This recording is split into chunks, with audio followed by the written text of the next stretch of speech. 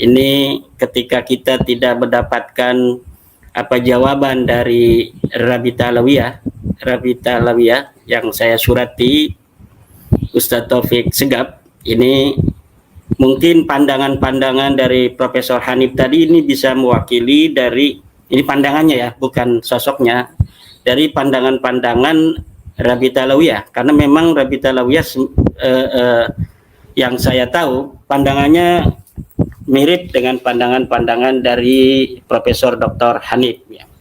Bahwa sudah dicatat misalnya oleh ulama-ulama di Yaman, ulama besar di Yaman.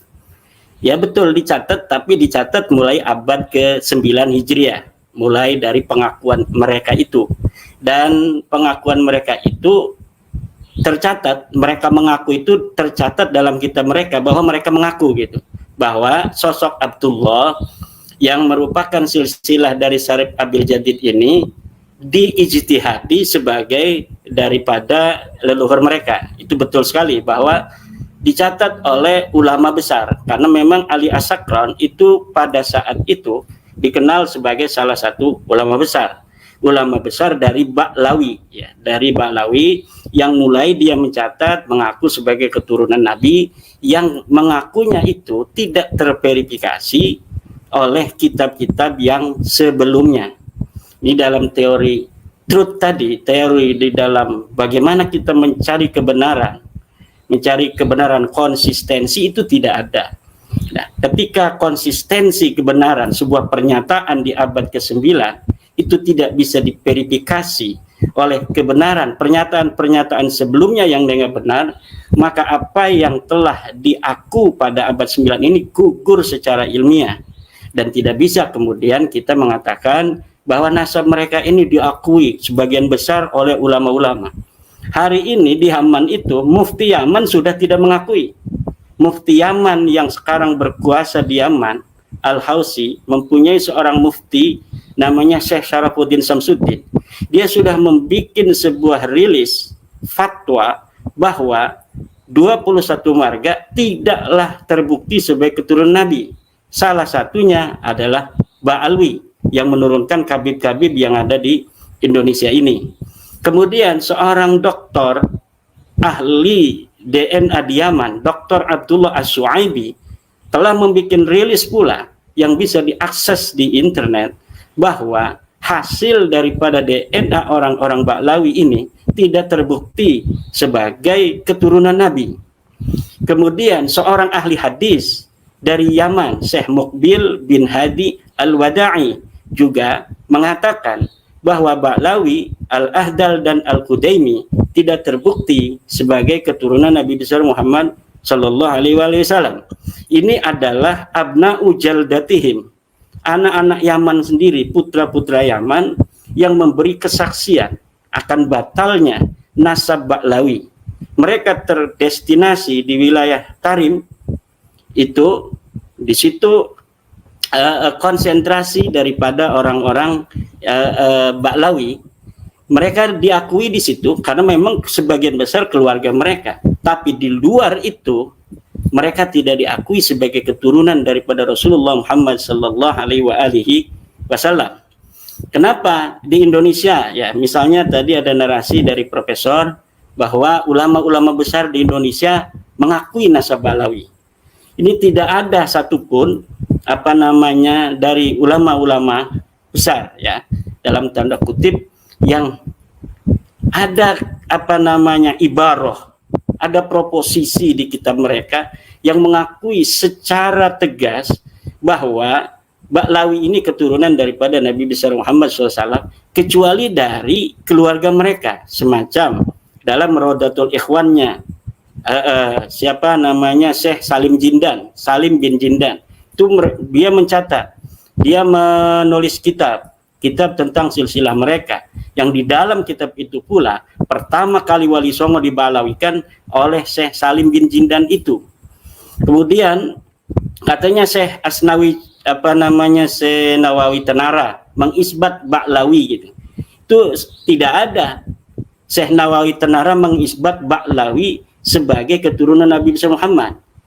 Syekh Nawawi di dalam kitab Uqudul Ujain itu sedang mendefinisikan istilah-istilah orang yang mengaku sebagai keturunan daripada Rasulullah, bahwa di antara orang-orang yang mengaku sebagai keturunan Nabi itu ada yang bergelar Syarif, ada yang bergelar sebagai Sayyid, ada yang bergelar Habib. Itu yang mengaku, bukan sebagai orang-orang yang secara faktual, secara objektif diteliti oleh Syekh Nawawi sebagai keturunan Nabi. Jadi hanya ikhbar. Itu dalam teori korespondensi kan itu ada, bahwa dalam metodologi kita mencari kebenaran korespondensi, bahwa apa yang telah hari ini nampak sesuai dengan apa kenyataannya itu bisa dianggap sebagai tidaklah berdusta orang mencatatnya. Misalnya ada seorang anak angkat namanya Yanto, dia ini mempunyai ayah angkat Subroto. Kita tahunya bahwa Yanto ini punya ayahnya adalah Subroto, maka kita catat bahwa Yanto bin Subroto ini tidak melanggar etika kebenaran, karena memang kenyataannya yang kita tahu bahwa Subroto itu adalah ayah daripada Yanto. Tidak ada ilmu kita, pengetahuan kita sementara yang mengatakan atau yang meyakinkan kita bahwa dia hanya anak angkat dari Subroto. Nah, Syekh Nawawi itu mencatat seperti itu, bahwa orang-orang yang mengaku turunan Nabi bergelar Sayyid, Syarif, dan Habib. Tidak itu bisa dikatakan sebagai mengisbat daripada nasab Ba'lawi gitu. Kemudian juga As-Syajarah Mubarakah. Kata Profesor Hanif, As-Syajarah Mubarakah itu diragukan sebagai tulisan daripada Imam Fakhruddin Ar-Razi, karena di dalam beberapa nama rilis daripada kitab-kitab karangan daripada Syekh atau Imam Fakhruddin Ar-Razi itu tidak ada kitab As-Syajarah Al-Mubarakah.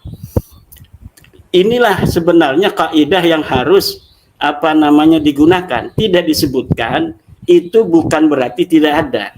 Karena kemudian dapat ditemukan sebuah manuskrip yang berangka tua 800 Hijriah yang menyatakan bahwa kitab ini milik daripada Fakhruddin Ar-Razi. Kenapa di abad-abad ke-9, ke-10 tidak dicatat Syajarah Mubarakah sebagai karya Imam Fakhruddin Ar-Razi? Karena kitab itu memang tidak ditemukan, karena kitab nasab itu jarang ada yang mengaji, jarang ada yang memiliki. Dia dicatat atau ditulis untuk seseorang dari pejabat masa itu, kemudian diaji oleh pejabat itu saja, ditaruhlah di perpustakaan yang ada di Turki. Kemudian abad ke-14 atau ke-15 kemarin baru ditemukan. Jadi wajar kitab As-Syajarah Mubarakah karya daripada Imam Fakhruddin Ar-Razi ini tidak dicatat dalam kitab Tarajim dan Ma'ajim yang ada di rentang waktu di mana kitab ini belum ditemukan, karena kemudian bisa ditemukan. Apa bukti utama bahwa As-Syajarah Mubarakah adalah karangan dari Imam Fakhruddin Ar-Razi? Adalah catatan yang ada di dalam kitab itu sendiri.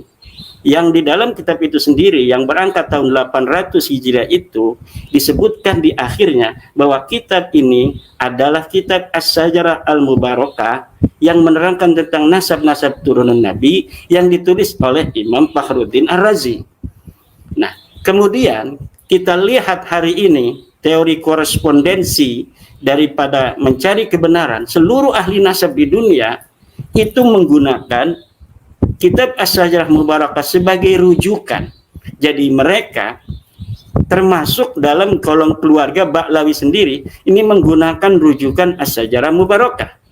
Dan juga keluarga-keluarga yang mengaku keturunan Nabi yang mempunyai nakobah-nakobah di dunia, kita bisa lihat dalam kitab-kitab nasab itu bahwa di antara rujukan mereka yang paling muktabar adalah kitab karangan Imam Fakhruddin Ar-Razi yang disebut dengan kitab As-Syajarah Al-Mubarakah.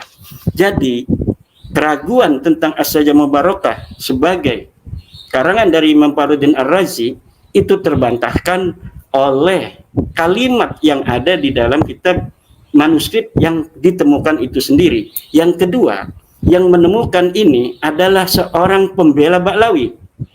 Yang menemukan ini, yang mentahqiq adalah Syekh Mahdi Rajai sendiri. Harusnya dia itu mencoret atau menambahkan nama Abdullah sebagai bagian daripada nama anak daripada Ahmad bin Isa. Tapi saya katakan bahwa Samanti Rojai ini, walaupun di dalam pengisbatan dia itu subjektif, tetapi dalam pentahkikan dia itu jujur.